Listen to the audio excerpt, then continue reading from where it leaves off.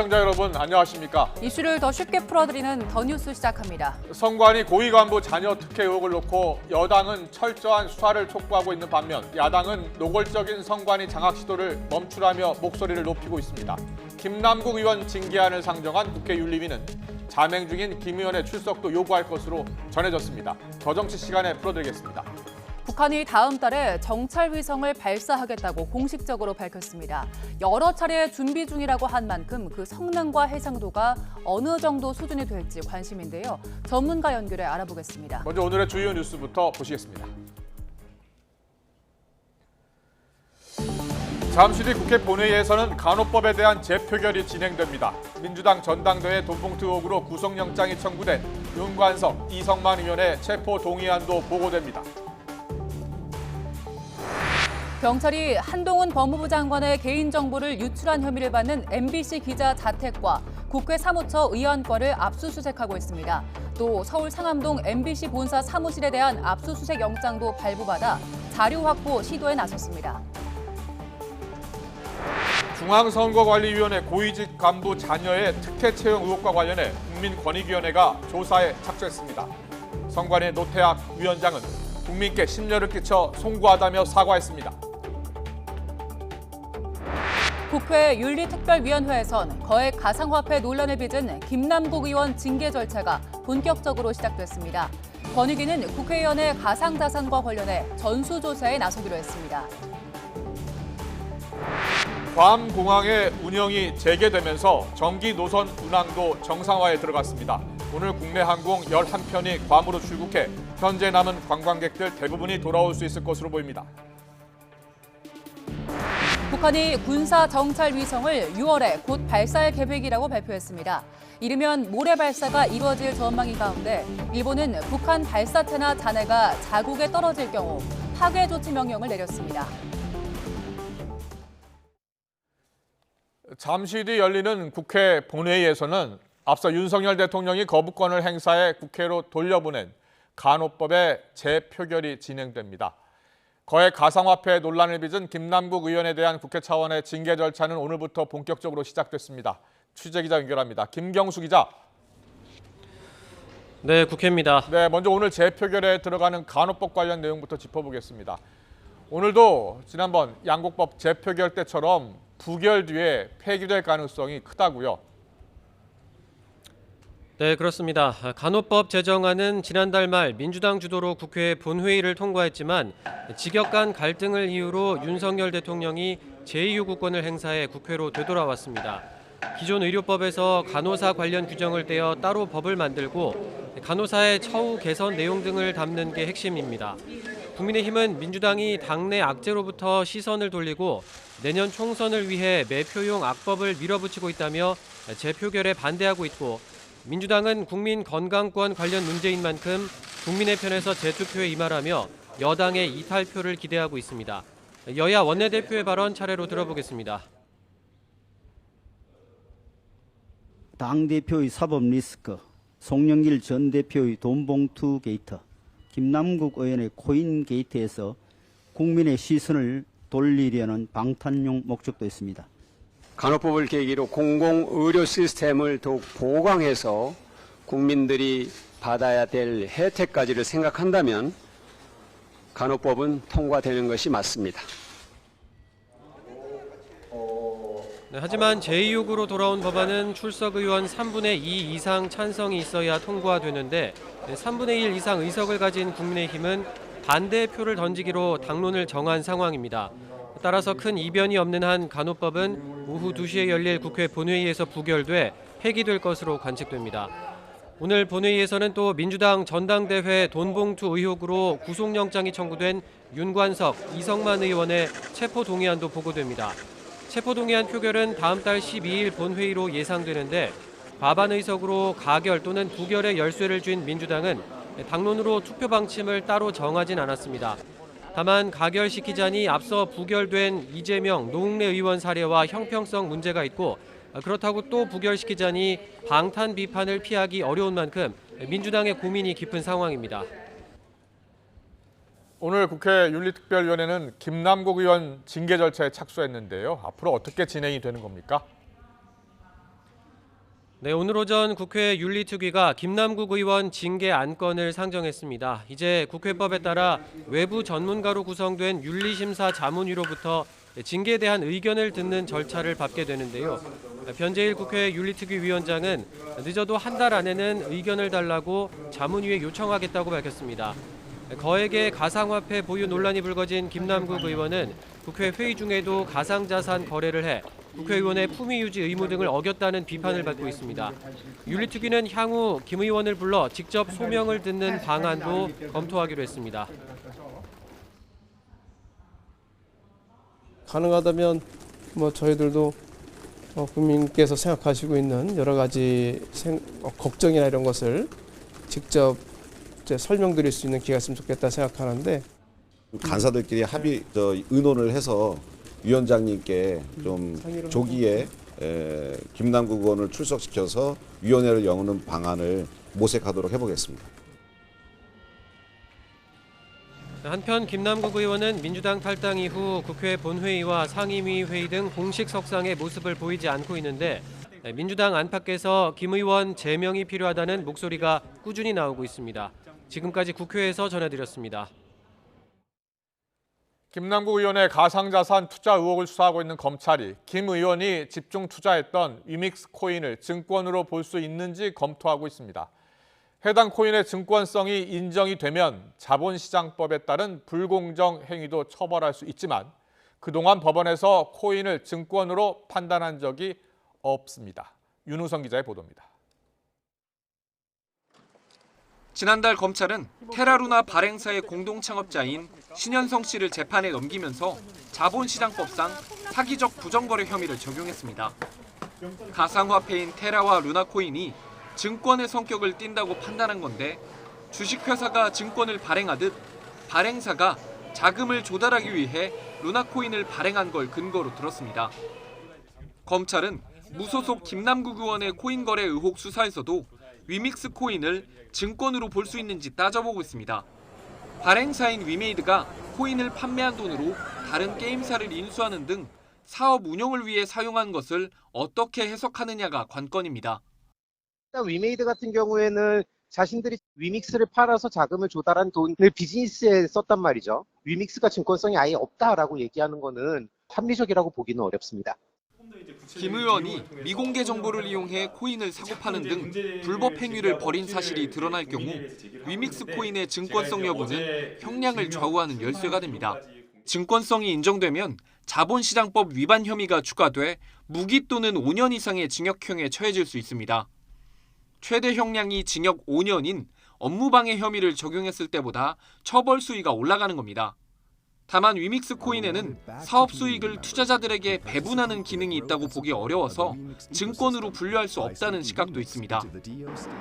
또 가상화폐의 증권성을 인정한 판례가 없고 앞서 법원이 자본시장법 위반 혐의를 두고 다툴 여지가 있다며 신현성 씨의 구속영장을 2차례 기각한 것도 검찰에겐 부담입니다.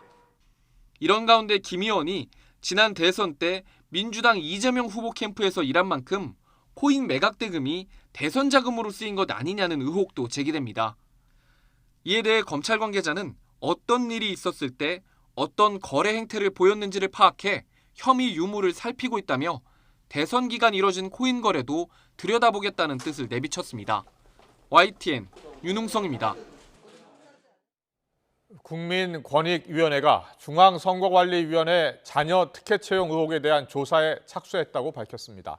노태악 선관위원장은 국민께 심려를 끼쳐드려 송구스럽다고 말했습니다. 현재 선관위는 긴급회의를 열어 인사개혁 방안을 집중 논의하고 있습니다. 취재기자 연결합니다. 박기환 기자. 네, 국회입니다. 네, 먼저 오늘 권익위 발표가 있었는데요. 자세히 전해주시죠. 네, 권익위는 최근 채용비리 통합신고센터를 통해 선관위 박찬진 사무총장과 송봉섭 차장 자녀의 특혜 채용 의혹 신고가 접수돼 조사에 착수했다고 밝혔습니다. 전현희 권익위원장이 오늘 오전 정부 서울청사에서 진행한 기자 간담회에서 밝힌 내용인데요. 전 위원장은 지난 25일 선관위 측에 다음 달 1일부터 30일까지 전수 실태 조사를 하겠다는 의사를 공문으로 전달했고, 이에 대한 선관위 입장을 내일까지 답변해달라고 요청한 바 있다고 설명했습니다. 전 위원장의 발언 직접 들어보시겠습니다. 상관위에 대한 전수조사에 관해서도 권익위가 부패방지법에 의해서 현재 실태조사에 착수를 했고 자료 요청을 했고 상관위의 입장을 지금 기다리고 있는 상황입니다. 전 위원장은 다만 선관위가 헌법기관으로서 정치적 독립성이 있고 이에 따라 선관위 협조가 없으면 조사에 어려움이 있는 만큼 권익위 실태조사를 적극 수용할 것을 촉구한다고 강조했습니다. 전 위원장은 또 선관위 요청이 있으면 선관위와 합동 전수조사를 할 수도 있다고 덧붙였습니다. 이와 별개로 국회에서 채택된 국회의원 가상자산 자진 신고 및 전수조사 결의안과 관련해 적극적으로 조사에 임하겠다는 입장을 밝혔습니다. 다만 실제 조사가 이루어지기 위해선 국회의원 전원의 개인정보 제공 동의서가 필요하다며 조속한 제출을 촉구했습니다. 또 전수조사단 구성의 중립성 확보를 위해 정무직인 전 위원장과 부위원장들이 동시에 참여하거나 동시에 회피하는 방안도 제시했습니다. 네, 자녀 특혜 채용 의혹과 관련해서 노태학 선관위원장이 첫 입장 표명을 했죠. 네, 그렇습니다. 노태학 선관위원장은 오늘 오전 과천 정부청사에서 열린 긴급위원회의에 앞서 기자들과 만났습니다. 이 자리에서 노 위원장은 국민께 심려를 끼쳐드려 송구스럽게 생각한다고 말했습니다. 또 앞으로 전수조사를 할 계획이라며 오늘 회의에선 인사제도 개선 방안을 논의할 계획이라고 전했습니다. 직접 들어보시겠습니다. 여권에서 위원장님 책임론과 사퇴 촉구 얘기가 나오는데 어떻게 생각하시나요? 하여튼 국민께 심려를 끼치도록 송구스럽게 생각을 합니다. 생각하고 하여튼 위원회 입장을 내일 밝히도록 말씀드리겠습니다. 노 위원장이 자녀 특혜 채용 논란과 관련해 입장을 밝힌 건 이번이 처음입니다. 그간 입장을 밝히지 않은 이유가 있느냐는 질문에는 그런 이유는 없고 주목하고 있고 송구스럽게 생각한다고 답했습니다. 노 위원장이 참석한 긴급위원회의는 오늘과 내일 이틀에 걸쳐 진행됩니다. 우리 사회 공정 논란과 맞물려 자녀 특혜 채용을 향한 국민 여론이 갈수록 악화하자 서둘러 인사 투명성 강화를 포함한 제도 개선 방안을 논의하기 위해 자리를 마련한 겁니다. 첫 특혜 채용 의혹이 제기된 건 박찬진 사무총장과 송봉섭 차장 등 전현직 간부 6명입니다. 여기에 아빠 동료 채점 의혹과 함께 사적 이해관계 미표기 의혹, 4, 5급 공무원 자녀들의 추가 특혜 정황 등 의혹들이 잇따라 터져나오는 상황입니다. 선관위 내부에서는 현재까지 의심 사례가 10명이 넘고 전수조사가 아직 끝나지 않아 숫자가 더 늘어날 가능성도 흘러나오고 있습니다. 내일 선관위 긴급회의에서는 이번 논란으로 사의를 표명한 박 총장과 송 차장의 면직안을 처리하고 이들을 포함한 간부 4명에 대한 특별 감사 결과 보고를 받은 뒤 수사 의뢰 여부 등 공식 입장을 밝힐 예정입니다. 지금까지 국회에서 YTN 박견입니다. 부산 고검장에서 물러난 뒤 지난 2020년 도박 관련 수사를 무마해주는 대가로 거액의 수임료를 챙긴 혐의를 받고 있는 양부남 민주당 법률위원장에 대해 경찰이 구속영장을 신청했습니다. 서울경찰청 반부패 공공범죄수사대는 대구 지역 온라인 도박 사이트 운영진에게서 도박 공간 개설 혐의 수사를 무마해주는 대가로 수임료를 챙긴 혐의를 받는 양 위원장과 법무법인 관계자에 대해 구속영장을 신청했습니다. 양 위원장은 피의자 신분으로 2차례 소환 조사를 받으면서 혐의를 부인한 것으로 전해졌습니다. 한동훈 법무부 장관의 개인정보 유출 사건을 수사하는 경찰이 MBC 임모 기자에 대한 압수수색에 나섰습니다. 이에 대해 MBC 노조 측은 경찰의 과잉 수사, 언론 탄압이라며 강하게 반발하고 있습니다. 취재 기자 연결합니다. 김다현 기자. 네, 사회부입니다. 네, 경찰이 MBC 본사도 압수수색한 겁니까? 네, 그렇습니다. 경찰은 오늘 오전 서울 상암동 MBC 사옥 1층 로비에 진입했는데요. 보도국 압수수색을 시도하는 과정에서 노조원 10여 명과 대치하기도 했습니다. 노조 측은 경찰이 과거 이 정도 사안으로 언론사를 압수수색한 적이 있느냐며 명백한 언론 탄압이고 과잉 수사라고 비판했습니다. 특히 경찰이 강제 수사하는 임모 기자는 윤석열 대통령의 미국 순방 때 비속어 파문을 보도해 고소당한 당사자라는 점에서 보복 수사 가능성도 배제할 수 없다고 주장했는데요. 또 뉴스룸을 압수수색하면서 이번 수사와 관련 없는 정보도 무차별적으로 수집해 별건 수사가 이루어질 가능성도 있다고 우려했습니다. 서울경찰청 반부패 공공범죄수사대는 오늘 MBC 임모 기자의 자택과 국회 사무처 의안과도 압수수색했습니다. 이번 압수수색은 한동훈 법무부 장관의 개인정보 유출 사건을 수사하는 과정에서 진행됐습니다. 지난달 무소속 김민석 서울 강서구 의원은 민주당 측 인사로 알려진 A씨를 한 장관과 가족의 개인정보 유출 혐의로 경찰에 고발했습니다. A씨가 한 장관과 가족들의 주민등록 초본, 그리고 부동산 매매 계약서 등을 유출했다는 주장입니다. 고발장을 접수한 경찰은 이 자료들이 한 장관 인사청문회 당시 국회에 제출됐다가 외부로 새어나간 게 아닌지 조사하고 있습니다. 또 이 과정에 MBC 임모 기자가 연루됐다고 보고 있는데요. 임 기자가 지난해 4월 메신저 프로그램을 통해서 타사 기자에게 한 장관의 인사청문 관련 자료를 전달했는데 여기에 개인정보가 담겨 있다고 의심하는 것으로 전해졌습니다. 지금까지 사회부에서 전해드렸습니다. 국내 항공사들도 괌 정기 노선 운항을 다시 시작하면서 현재 남은 관광객들도 차례로 귀국길에 오르고 있습니다. 오늘도 괌으로 출국하는 국내 항공편 11편 가운데 6편이 입국할 예정인데 내일이면 관광객 대부분이 국내로 돌아올 전망입니다. 최재 기자 연결합니다. 임형준 기자. 네, 인천국제공항에 나와 있습니다. 네, 괌에 있던 여행객들 지금도 들어오고 있는 겁니까? 네, 괌 현지에 체류하던 관광객들이 이른 아침부터 차례로 입국했습니다. 전기가 끊기고 물이 나오지 않는 등 불편이 컸지만 예정보다 빠르게 입국해 다행이라며 안도하는 모습이었습니다. 다만 일부 여행객은 건강 이상을 호소하기도 했는데요. 직접 들어보시죠. 돌아오는 항공편에는 어떤 한 아이가 많이 좀 아픈 것 때문에 구국대원분들이 입국하자마자 이제 오셔가지고 아이를 좀 챙겨서 데려가는 그런 것도 보이더라고요. 인천공항 측은 오늘 오전 진에어 항공편에 탑승한 어린이 1명이 복부 통증을 호소해 도착 직후 병원으로 이송되는 등 2명이 병원 치료가 필요한 상황이라고 전했습니다. 지난 22일 태풍 마하루로 괌공항이 폐쇄되면서 한국인 여행객 3,400여 명이 현지에서 발이 묶였습니다. 어제 괌공항이 다시 운영을 시작하며 항공편 11편이 투입돼 현재까지 2,500여 명이 국내로 입국한 것으로 추정됩니다.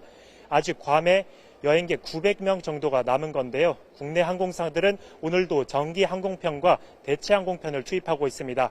우선 대한항공은 오늘부터 오전과 오후 인천공항을 출발하는 괌 정기 노선 2편 운항을 시작했습니다. 진에어도 인천과 부산을 출발하는 전기 노선 3편에 더해 대체 항공편 2편을 오늘 추가로 편성했습니다. 제주항공 역시 어제에 이어 오늘도 정기 노선 3편 운항을 이어가고 있고 티웨이 항공사도 임시항공편 1대를 투입했습니다.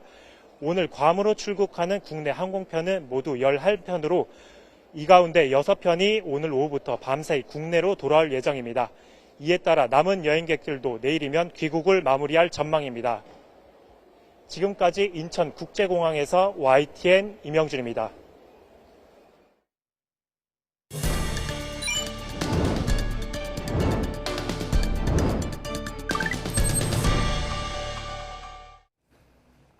북한의 군부 2인자 리병철 보위원장이 군사정찰위성 1호기를 6월에 곧 발사할 계획이라고 발표했습니다. 이번 발표대로라면 이르면 모레 발사가 이루어질 걸로 보입니다. 최재 기자 연결합니다. 임성재 기자. 네, 통일외교 안보부입니다.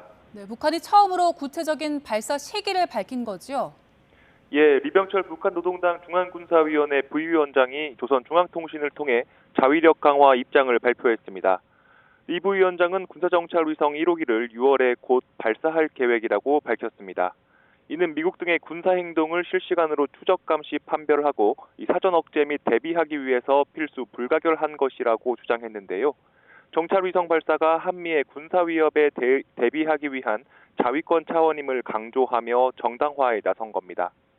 리 위원장은 구체적으로 다음 달 15일까지 진행되는 한미연합 합동 화력 경멸 훈련과 내일로 예정된 한미일 호주 다국적 해양 차단 훈련, 미 전략 핵잠수함 SSBN의 한반도 전개 계획 등을 일일이 언급하며 발사 명분으로 삼았습니다. 특히 미국 공중 정찰 자산의 작전 반경과 감시권은 수도 평양 등을 포괄하고 있다면서 자신들과 주변 국가들에게 심각한 위협이 된다고 말했습니다. 북한 동창리 위성발사장 2곳에는 로켓을 장착할 때 사용되는 이동식 조립 건물이 발사대 쪽으로 바짝 밀착한 것으로 알려지는 등 이 발사 임박 징후를 보이고 있습니다. 이런 가운데 최선희 북한 외무상과 북한 주재 러시아 대사가 어제 회담을 진행했습니다. 이를 두고 북한이 러시아의 정찰위성 발사의 정당성을 설명하고 이 협조를 구했을 것이란 관측이 나옵니다. 우리 군은 한미 정보당국은 북한이 주장하는 소위 위성 등에 대해 다양한 도발 가능성을 추적 감시하고 있다고 밝혔습니다. 지금까지 통일외교안보부에서 전해드렸습니다. 북한의 예고대로면 잔해물 낙하가 예상되는 해역은 서해 2곳과 필리핀 동쪽 해상 1곳입니다. 위성을 실은 운반체는 발사 직후 충남 대천항에서 서쪽으로 230에서 300km 떨어진 서해 공해로 1단 추진체가 낙하할 걸로 보이고요. 이후 비행을 이어가다가 제주 해군기지에서 서쪽에서 270에서 330km 정도 떨어진 서남의 공해상에 페어링, 즉 위성 보호 덮개를 떨어뜨릴 걸로 보입니다. 그리고 2단 추진체는 필리핀 루손섬 동쪽에서 700에서 1000km 정도 떨어진 해상으로 날아가서 낙하할 걸로 예상되는데요. 일본 해상보안청은 해당 경로에 항행 경보를 내리고 통행 선박에 주의를 당부했습니다. 북한이 밝힌 대로 다음 달에 발사를 진행한다면 지난 2016년 광명성 4호 발사 이후 7년 만인데요. 이게 바로 북한이 공개한 광명성 4호 발사 영상입니다. 북한은 광명성 4호 발사 당시 2월 7일에서 14일로 국제기구에 통보를 한 뒤에 예고 첫날인 7일에 쏘아 올렸습니다. 이후 우리 군 당국은 서해에서 북한 장거리 미사일의 1단 추진체 일부로 추정되는 잔해를 인양했습니다. 수거된 미사일 추진체의 모습인데요. 당시 북한에서는 1단 로켓을 의도적으로 폭파했던 걸로 알려졌습니다. 이번 발사 예고를 앞두고 일본은 북한 탄도미사일이 자국 영역에 낙하하면 공해 상공에서 파괴하기 위해 파괴 조치 명령을 자위대에 발령했다고 밝혔습니다. 7년 전 광명성 4호의 발사 경로와 이번 군사 정찰 위성의 예상 경로를 비교해 보지요. 파란색이 광명성 4호의 이동 경로고요. 노란색이 이번 군사 정찰 위성의 예상 경로입니다. 북한의 발표대로면 이번 군사 정찰 위성의 1단 로켓은 광명성 발사 때보다 발사 지점인 동창리를 기준으로 더 먼 서해에 떨어질 걸로 보이는데요. 1단 추진체 추력이 더 강해졌다는 것을 의미합니다. 그리고 2단 로켓도 이전보다 더 먼 필리핀 루손 해상 동쪽에 떨어질 걸로 보이는데요. 두 비행체의 이동 경로가 전체적인 틀에서는 비슷하지만 군 전문가들은 광명성 4호보다 더 무거운 정찰 위성을 500km 고도까지 올려보내기 위해서 1, 2단 추진체 모두 연소 시간과 비행 속도 등이 향상된 걸로 보인다고 분석합니다. 지난번보다는 조금 더 진일보하지 않았나 싶습니다. 우주 발사체도 많이 향상됐다고 봐요. 전에 쌓아 올릴 때는 노동에 쓰는 엔진을 4개를 묶어서 이렇게 1단을 썼었고 얼마 전 이번에는 아마 화성 17호 같은 백두산 엔진을 쓸 걸로 예상이 됩니다.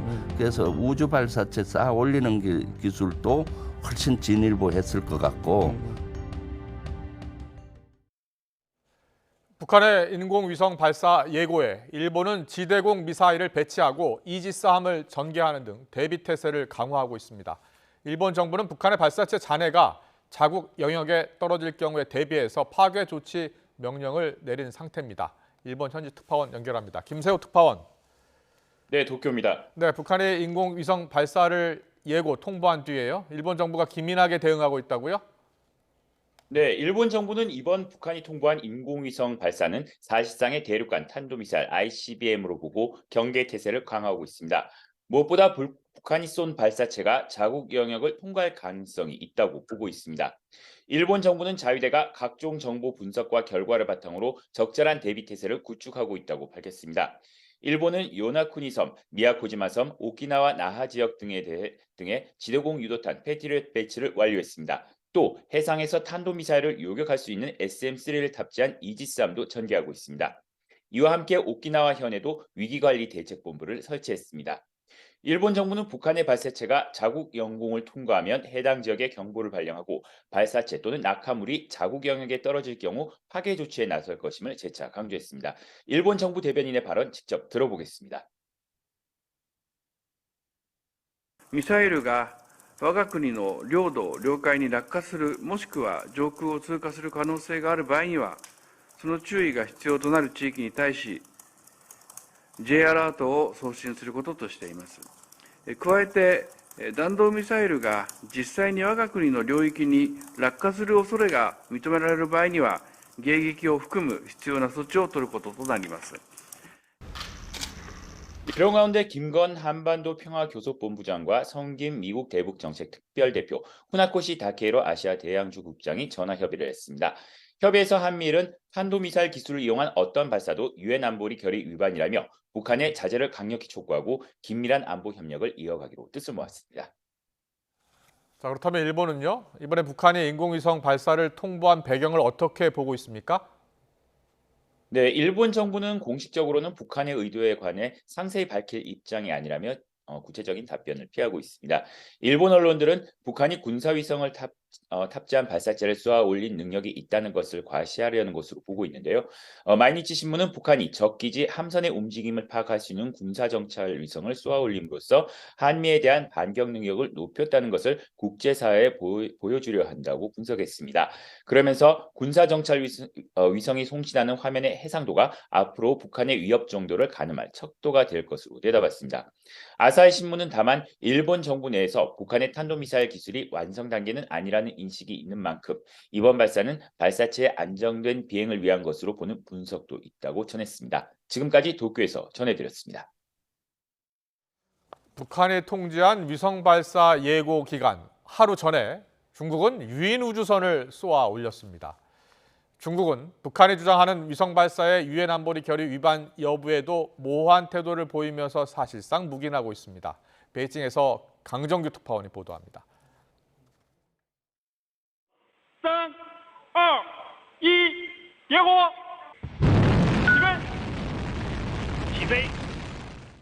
유인우주선 선저우 16호가 창정 2호 F 로켓에 실려 날아오릅니다. 목적지는 중국이 자체 건설한 우주 정거장 텐궁. 도킹까지 6시간 남짓 걸립니다. 我宣布神舟16号发射任务取得圆满成功。 중국 매체들은 이번 발사가 지난해 텐궁 완공 이후 실제 운영의 출발점이라고 의미부여했습니다. 군 출신이 아닌 민간인 과학자가 참여한 것도 이번이 처음입니다. 우주 비행사 3명은 앞으로 5개월 동안 텐궁에 머물며 과학 연구 임무를 수행하게 됩니다. 中国载人空间站工程正式进入应用与发展阶段，每年将发射2艘载人飞船，1到2艘货运飞船。 공교롭게도 중국은 북한이 국제 해사 기구에 통지한 위성 발사 예고 기간 하루 전에 쐈습니다. 북한의 정찰 위성 발사가 유엔 안전보장이사회 결의 위반인지에 대해서는 모호한 태도를 보였습니다. 我们认为各方应当正视半岛局势发展至今的根源和脉络，坚持政治解决方向。 유엔 안보리는 탄도미사일 기술을 활용한 북한의 그 어떤 발사도 금지하고 있는데 상임 이사국으로서 거부권을 갖고 있는 중국도 여러 번 승인했던 사항입니다. 베이징에서 YTN 강정규입니다. 네, 북한은 이번 정찰 위성 발사를 통해서 미군의 군사행동을 실시간 감시하겠다라면서 위성 발사 목적도 공개했습니다. 네, 관련해서 홍민 통일연구원 북한 연구실장 연결해서 북한 위성 발사 통보의 목적이 무엇이고 또 현재 기술적 수준은 어느 정도인지 짚어보겠습니다. 나와 계시지요? 예, 안녕하세요. 네, 실장님 안녕하세요. 자, 북한 군부 2인자 리병철이 이제 다음 달에 정찰 위성 발사하겠다고 했습니다. 북한이 국제기구에 이제 통보까지 한 상황인데, 자, 인공위성 발사 이제 초읽기에 들어갔다라고 보면 되겠죠? 예, 그렇습니다. 사실상 지난번 국가우주개발국을 김정은이 방문을 했을 때 사실상 4월 말까지 거의 모든 준비가 다 끝났다라고 이제 얘기를 했고요. 예. 이후에 차후계 행동 계획을 지시를 했는데요. 그 차후 행동 계획이라는 건 위성체, 완성된 위성체의 소위 이제 발사체를 결합하고 그것을 기립시켜서 발사하는 일련의 향후 프로세스를 의미합니다.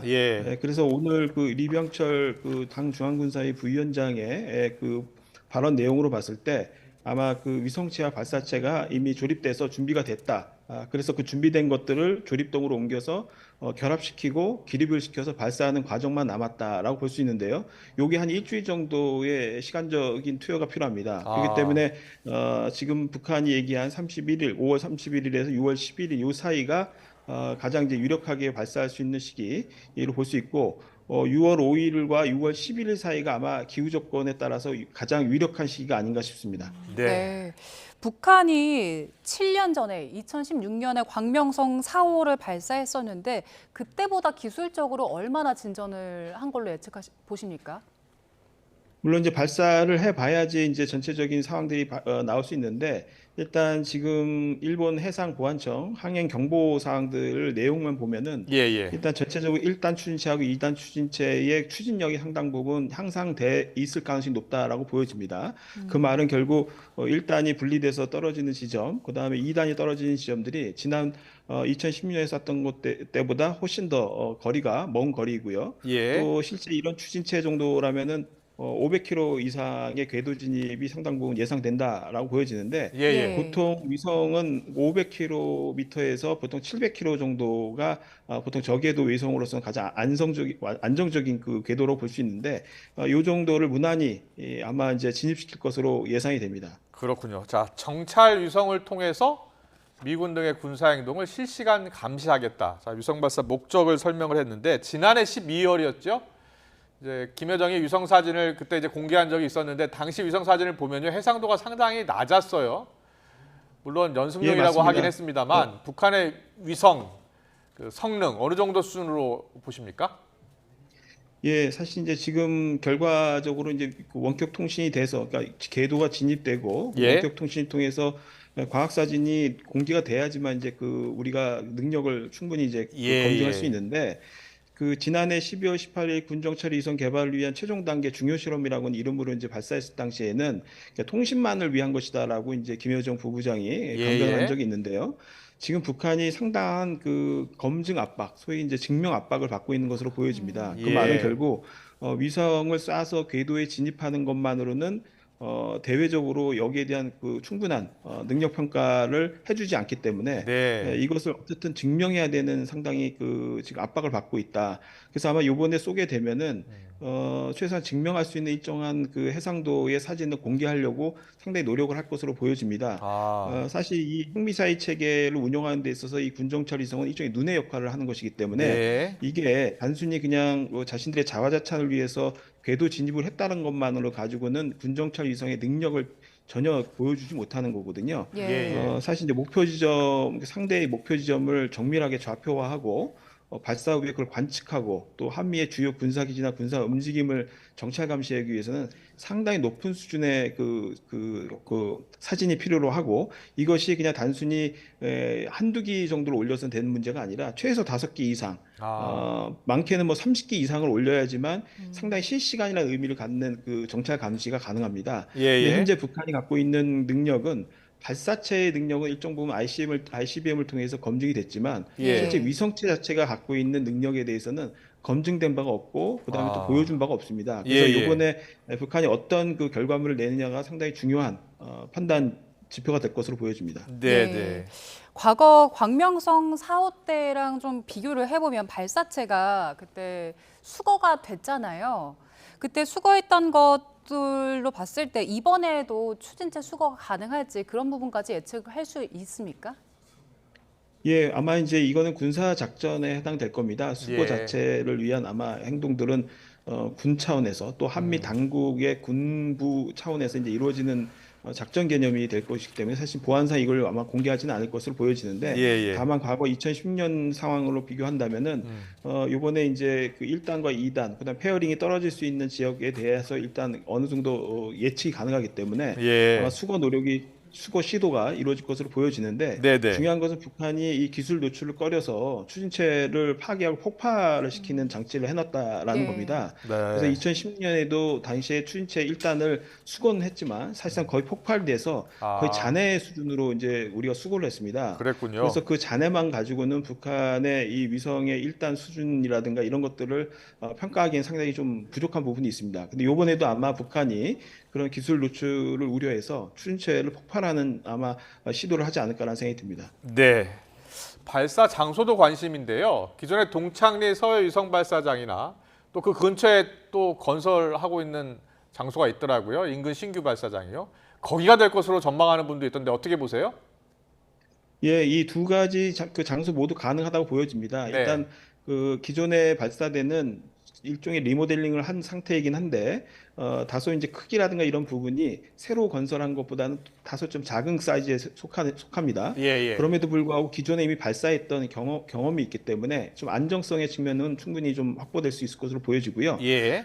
중요한 거는 이번에 그 발사는 모험적으로나 시험적으로 하는 개념보다는 좀 더 안정성을 확보하는 쪽으로 한번 갈 가능성이 높다. 그래서 연료체계라든가 발사 장소도 상당 부 기존에 해왔던 경험을 살릴 수 있는 쪽으로 아마 선택될 가능성이 높다라고 보여집니다. 예. 그런 측면에서 기존에 이미 있었던 발사장을 그대로 활용할 가능성도 충분히 있다고 보여지고 연료 계통도 굳이 모험적으로 고체 연료용을 추진하기보다는 기존의 백도 엔진 체계 내에서 가동한 액체 연료를 예. 사용할 가능성도 높다고 보여집니다. 그렇군요. 네. 예.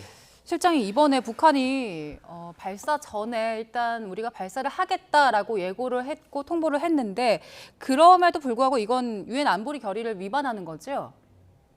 예, 맞습니다. 그 대북 제재 결의안에는 탄도미사일 프로그램 자체가 금지되어 있고요. 그 소위 이제 위성 발사체 역시도 탄도미사일의 추진체를 사용하는 것이기 때문에 이것도 탄도미사일 프로그램에 해당됩니다. 그렇기 때문에 완전한 위반으로 이제 볼 수 있습니다. 그래서 아마 발사 이후에 국제사회가 이 부분에 대해서 강력하게 이제 문제 제기를 할 가능성이 높은데 뭐 최근에 보시다시피 그 중국과 러시아가 상당히 여기에 대한 미온적 태도를 취하고 있고 또 북중러의 일종의 어떤 전략적 제휴가 상당히 가시화되고 있는 국면이라서 이것이 실제적으로 어떤 징벌적 어떤 그 징벌적인 어떤 그걸로 가기에는 좀 어렵지 않을까라는 생각이 듭니다. 예. 북한이 정찰위성 개발을 이제 자위권이라고 계속 강변하고 있는데요. 북한이 이렇게 정찰위성을 고집하는 목적 이유는 어디에 있다고 보세요?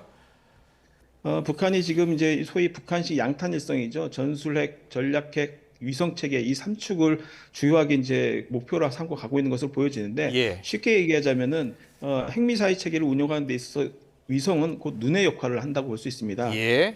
상대의 목표 지점을 정밀하게 좌표화하는 데 있어서 굉장히 필요하고요. 또 발사를 한 다음에 그걸 관측하는 측면 그리고 한미가 평상시에 주요 기지나 군사적인 움직임을 어떻게 하고 있는지에 대해서 정찰 감시를 실시간으로 하기 때문에 사실상 눈을 가졌다라고 이제 볼 수 있는 거죠. 근데 만약에 이 눈이 없는 상태에서 이제 전술핵과 전략핵을 운영하게 될 경우에는 어떻든 이제 정밀성이 상당히 떨어질 수밖에 없고 눈이 없는 상태에서 발사하는 의미를 갖게 됩니다. 그래서 북한이 어떻든 이것을 꼭 가져서 대미 억제력을 갖고 있다. 우리도 눈을 갖고 있고 한미를 갖다가 실시간으로 감시하고 있다. 이걸 굉장히 증명하려고 노력하는 것으로 보여집니다. 네, 지금 일본에서는 파편이든 추진체든 이런 것들이 일본 공해상으로 떨어지면 우리가 쏴버리겠다라고 발표를 했고 또 우리 정부도 응분의 대가를 치르게 할 것이다라고 얘기했는데 응분의 대가라고 했을 때 우리가 할 수 있는 그 행동은 어떤 게 있습니까? 예, 어떻든 대응에 있어서는 이제 군사 기술적인 측면에서 뭐 요격을 시도한다든가 파괴를 시도하는 방면이 있는 반면에 사실 그 외의 것은 외교적인 측면입니다. 그래서 예. 결의안 위반에 대해서 강력하게 이제 국제사회 문제 제기를 하고 또 추가적으로 이제 한미 당국이 제재 명단에 이 관련 인물들을 추가하는 방식으로 해서 일종의 국제적인 오명을 씌우는 거죠. 예. 그리고 이제 관련 시설이나 여기를 언제든지 정밀 타격할 수 있다라는 무력 시위를 하는 방식 이런 것들이 일단 가능한 옵션으로 보여집니다. 네. 우리나라 역시 정찰 위성 프로젝트 지금 준비 중이죠. 예, 그렇습니다. 우리 한국도 역시 마찬가지로 지난해에 고체형 우주 추진체를 발사해서 2차례 성공한 바가 있고요. 그 외에도 군 정찰위성 개발을 하고 있습니다. 그래서 향후에 초소형 위성까지 포함해서 총 32기의 위성을 띄운다는 계획을 갖고 차근차근 진행하고 있는 상황입니다. 네, 이 정찰 위성은 군사적으로 보면 눈의 역할을 한다 그러셨는데 그 카메라 해상도가 중요하잖아요. 예, 그렇습니다. 전 세계적으로 미국이나 이 선진국의 수준 그리고 북한의 수준 그리고 우리의 목표는 어느 정도 됩니까? 예, 북한의 지금 수준은 뭐 지금 공개된 과학 사진이 사실상 없기 때문에 그 판정하기는 어렵지만 예. 지난해 12월 18일 날 공개한 정도의 사진으로 본다면은 거의 정찰 위성으로서의 그 광학 능력은 거의 없다고 보는 것이 맞습니다. 예. 그 정도는 사실상 정찰 감시용으로는 완전히 그 능력을 결여하고 있는데요. 예. 이후에 이제 이것을 어느 정도 북한이 보완했는지에 대한 아마 이제 고려를 좀 해야 될 것 같습니다. 예. 실제 이제 군 정찰 위성 같은 경우에는 만약에 이제 32기 정도를 위성 궤도에 띄우게 되면은 지구 전체 구 안에 32개가 거의 30분 간격으로 계속 그 사진을 찍는다고 볼 수 있습니다. 그렇게 예. 되면 거의 실시간적으로 다 감시가 가능하고요. 네. 또 관측의 그 심도도 거의 뭐 1m 이하까지도 관측이 가능하기 때문에 초정밀한 거의 움직임까지도 이제 감시가 가능합니다. 예. 근데 과연 이제 북한이 이제 그런 위성체의 능력, 그다음에 과학 능력을 갖고 있는지는 미지수라고 보여집니다. 네. 그리고 지금 북한이 다음 달 초에 전원회의를 개최하겠다 이렇게 밝힌 상황인데 북한 전원회의가 그동안에는 1년에 한두 번 정도 열렸었는데 다음 달에 열리면 이게 상반기에만 벌써 두 번째 열리는 거잖아요. 이게 어떤 의미가 있다고 볼 수 있을까요? 예, 보통 이제 그 전년도의 말에 전원회의를 개최해서 그 다음 해에 전체적인 그 과업들을 제시를 하고요. 그리고 나서 6월, 그 다음 해 6월쯤에 보통 전원회의를 개최해서 상반기 동안 그 과업들을 어느 정도 수행했는지 또 미비한 점은 무엇인지를 갖다가 점검하는 그 의미를 갖습니다. 그래서 사실상 오히려 2월, 3월에 개최했던 전원회의가 좀 이례적인 것이고요. 오히려 6월에 이번에 이제 예고한 그 전원회의는 통상적인 것이다. 그래서 이 상반기의 과업들을 어느 정도 수행했는지를 점검하는 차원으로 볼 수 있을 것 같습니다. 네, 알겠습니다. 오늘 말씀 잘 들었습니다. 지금까지 홍민 통일연구원 북한 연구실장과 함께했습니다. 고맙습니다. 예, 감사합니다.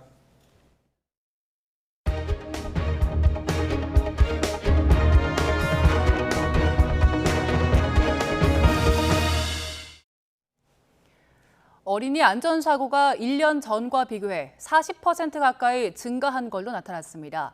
한국소비자원은 지난해 소비자 위해 감시 시스템에 접수된 어린이 안전사고가 2만 1,600여 건으로 전년 대비 36.4% 증가했다고 밝혔습니다. 유형별로는 추락사고가 전년 대비 40.6% 증가한 5,200여 건 접수돼 0세 영아기의 어린이에게 가장 많이 발생했습니다. 이물질을 삼키는 사고는 전년 대비 22.1% 증가한 2천여 건 접수됐는데 관련 사고의 83.1%가 걸음마기와 유아기 어린이에게서 발생한 걸로 나타났습니다.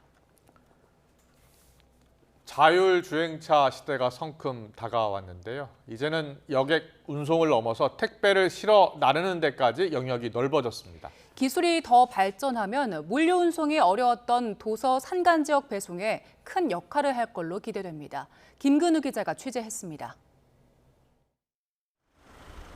음식점 앞에 차 한 대가 멈춰 섭니다. 우편물을 받은 직원이 차에 올라타 확인 버튼을 누릅니다. 자율주행을 시작합니다. 운전대와 가속 페달이 스스로 움직이며 운행을 시작합니다. 평범한 승합차처럼 보이지만 카메라와 첨단 장비들이 탑재된 자율주행차입니다. 국토교통부가 자율주행 시범 사업을 물류 분야로 확대하면서 택배나 우편 같은 생활 물류 서비스에도 자율주행 기술이 도입된 겁니다. 멀리 있는 줄만 알았는데 저희 가까이에서 직접 앱으로 편하게 할 수 있으니까 신기하고 너무 좋은 것 같아요. 시범 사업은 대구와 제주 일부 지역에서 운영되고 있습니다. 특히 관광지 제주에서는 공항부터 호텔까지 여행객의 짐을 옮겨주는 서비스도 갖췄습니다. 지금보다 더 기술이 안정되면 인력이 필요하지 않고 험한 지역에도 들어갈 수 있다는 점에서 물류 운송 분야에 상당한 변화가 예상됩니다. 미래에는 이런 수요가 있지만은 공급이 없어가지고 불편한 공간에서도 저희가 이런 자율주행 기술을 적용을 하게 된다라고 하면은 그런 부족한 공급을 자율주행으로 메울 수 있을 것으로 기대됩니다. 먼 미래로만 생각했던 자율주행 기술이 어느새 우리 삶 가까이 다가오면서 일상에 어떤 변화를 가져올지 주목됩니다. YTN 김근우입니다. 네, 이 시각 간추린 뉴스 정리해드리겠습니다. 정부가 고물가 부담을 낮추기 위해서 다음 달부터 돼지고기와 고등어, 설탕 등 7개 농축수산물에 할당 관세율을 0% 적용하고 생강에 낮은 세율을 적용받는 수입 물량을 늘립니다. 서울시가 3조 원 규모의 올해 첫 추경안을 편성한 가운데 적자 누적에 시달리는 버스업체 지원 등에 4,800억 원, 지하철 운영기관인 서울교통공사에 3천억여 원의 추가 예산을 투입합니다. 금융감독원이 최근 주가 폭락 사태를 예방하지 못한 것을 계기로 불공정 거래 조사 역량을 강화해 주가 조작 세력을 근절하겠다고 밝혔습니다. 올 들어 지난달까지 전국 아파트 분양 물량이 3만 9천여 가구로 1년 전보다 50.3% 줄었고 주택 인허가는 23.3%, 착공 실적도 43.2% 감소했습니다. 1950년 한국 전쟁 당시에 낙동강 전투에서 전사했던 미 육군 2보병사단 9보병연대 1대대 알파중대 소속이었던 루터 스토리 상병의 유해가 73년 만에 미 남부 조지아주 고향 땅을 밟았습니다. 미국 현충일에 열린 스토리 상병의 안장식엔 한국에서 복무한 군 출신들과 베트남 참전 용사도 참석했으며 한국 정부를 대표해서 주미대사관의 이창규 해군 무관이 참석했습니다. 미국 아이오와주 동부 도시 데븐포트에서 6층 아파트 건물이 일부 붕괴하는 사고가 발생해 12명이 대피했고 8명이 구조됐습니다. 아프리카 우간다에서 최대 사형까지 처할 수 있는 성소수자 처벌 강화법이 대통령의 서명까지 마치자 미국과 유럽연합, 영국 등 국제사회의 우려와 비난이 빗발치고 있습니다. 공정거래위원회가 국내 게임 시장에서 경쟁을 실질적으로 제한할 우려가 없다며 마이크로소프트, MS의 게임 개발사 블리자드 인수를 조건 없이 승인했습니다. 한국무역협회는 실근로시간이 2017년 주당 42.5시간에서 지난해 37.9시간으로 감소해 수출 경쟁력이 약화했다며 수출 부진에서 벗어나려면 노동의 유연성을 확대해야 한다고 주장했습니다. 다음 달부터 비대면 진료가 시범 사업으로 전환되는 가운데 정부가 소아의 비대면 초진 진료를 허용하지 않기로 했습니다. 다만 의료기관 이용이 어려운 야간과 휴일에는 비대면으로 약 처방이 없는 의학적 상담은 가능하도록 했습니다. 조선 전기부터 경복궁 정문인 광화문 앞 공간을 활용해온 흔적이 일부 발견됐습니다. 국립서울문화재연구소는 광화문 월대 유적 아래를 조사한 결과 고종 시기보다 앞선 것으로 추정되는 유구, 즉 옛날 토목 건축의 구조와 양식을 알 수 있는 실마리를 일부 확인했다고 밝혔습니다.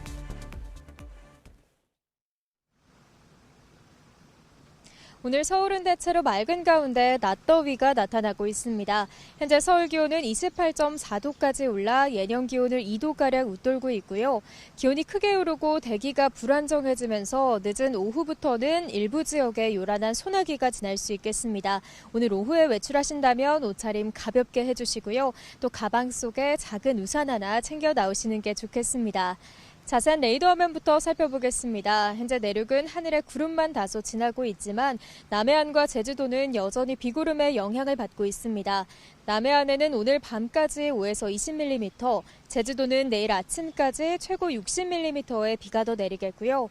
늦은 오후부터 밤사이 중부와 호남 서부에는 5에서 20mm의 요란한 소나기가 지나겠습니다. 내일 아침 기온은 오늘보다 1에서 2도가량 낮겠습니다. 내일 서울 아침 기온 18도, 대전과 대구는 16도로 출발하겠습니다. 내일 낮 동안에도 내륙을 중심으로 여름 더위가 나타나겠습니다. 서울과 대전, 광주의 한낮 기온 모두 28도까지 오르겠습니다. 남은 한 주간 내륙은 대체로 맑은 가운데 예년보다 더운 날씨가 이어지겠고요. 제주도 남해안에는 주 후반까지 비가 자주 내릴 전망입니다. 내일은 전국이 대체로 맑은 가운데 낮 동안 대부분 지역에서 자외선 지수가 매우 높게 나타나겠고요. 특히 일부 남해안 지역에서는 자외선 지수가 위험 수준까지 치솟겠습니다. 이런 날씨에는 햇볕에 노출 시 수십 분 이내에도 화상에 입을 수 있는 정도니까요. 외출 시 자외선 차단제를 꼼꼼히 덧발라주시고요. 모자나 양산도 챙겨 나오시는 게 좋겠습니다. 지금까지 YTN 윤수빈입니다. 성관이 고위간부 자녀 특혜 의혹을 놓고서 여당은 철저한 수사를 촉구하고 있는 반면 야당은 노골적인 성관이 장악 시도를 멈추라며 목소리를 높이고 있습니다. 김남국 의원 징계안을 상정한 국회 윤리위원회는 자맹 중인 김 의원의 출석도 요구할 걸로 전해졌습니다. 잠시 뒤 더 정치 시간에 풀어드리겠습니다.